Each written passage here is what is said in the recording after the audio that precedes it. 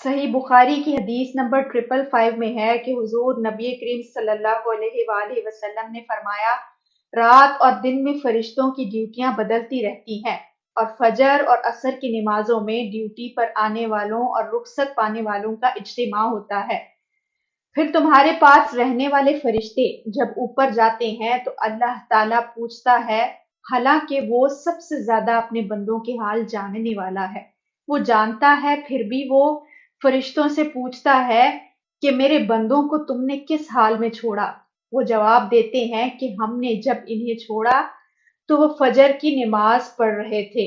اور جب ہم ان کے پاس گئے تو وہ عصر کی نماز ادا کر رہے تھے۔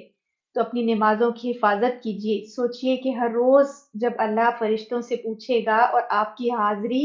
لگتی رہے گی تو انشاءاللہ اسی سے دنیا اور آخرت دونوں میں فلاح اور کامیابی ہوگی۔